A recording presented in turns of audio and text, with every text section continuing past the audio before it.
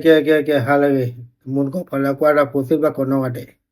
te mu ro se da hanya yo da ko sot kha yi hine wada la khaw so da ko sot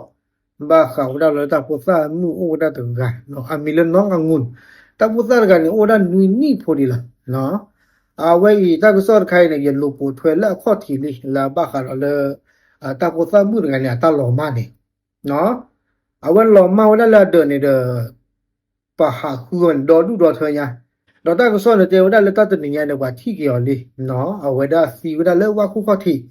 เนาะอากอโบนมาซาดิตอเลกว่าบีตาอัทเทเนาะตะเปนี่เนอเวดาญาปุญญาเปรกยาปะละเนาะดอปะพ่อครูเนวดาปะปอควาอุดาเรกะโยโกดาลผู้ต้องสงสัยตาลผู้ต้องสงสัยเนี่ยตะเมวดาปะเลอบะตากะมาดิบะเนาะเมวดาเทเลปะกว่าดาปะแกลอตุลอชอตาลอปะพ่อหมอบ่ดอกก็บ่ทุบบ่ขาดตากิตาตุไคนะ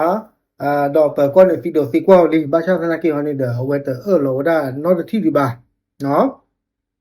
อันนั้นดิชิตนิญานี่เดตะปุซากันเนี่ยอมูปะดออมึงพาตีเดปว่าบ้ามูบาดาเลคัวฟิลพานี่เดนะฮูบาวดาตาก็ซอเลปว่าเลอัลเลมาดาเลตุงาเลโรเบิร์ตคลอนี่เดอตาเฮกเตเดียบ่าวเตวเลเตวดาเลตะปุซากันเนี่ยปะที่ลีเนาะอาฟีเวดาเลว่าคู่ข้อที่เนาะโอดาเลโรเบิร์ตคลอนี่เนาะตะปุซากันนะมีเลน้ององุ่นเนาะ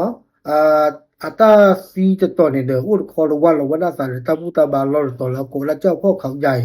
โอจีลวดาซาเดอวดา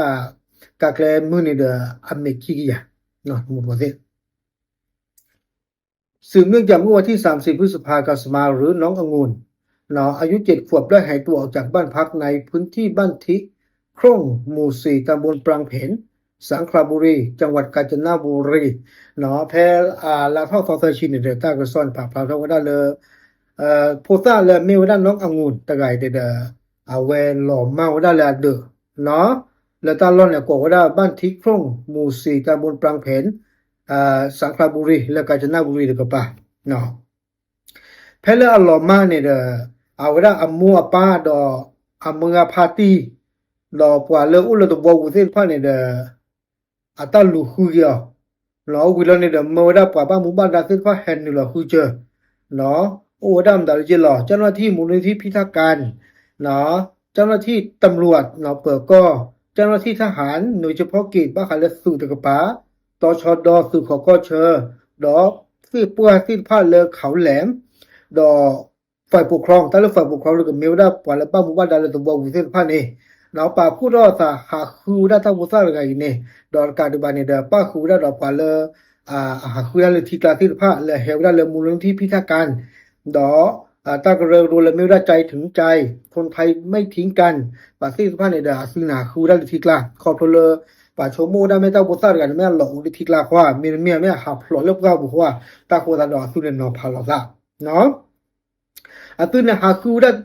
ตะซอวิตะซอตะทิวดาบาตมุกว่าซิเนาะซุนเดสูดาบาคาเลตาตุตานาเลตาบุตาบาซิพานี่ดิฟอเลคิวดาปกะจาเนาะเลจาเลจาเมื่อหาคูเจอ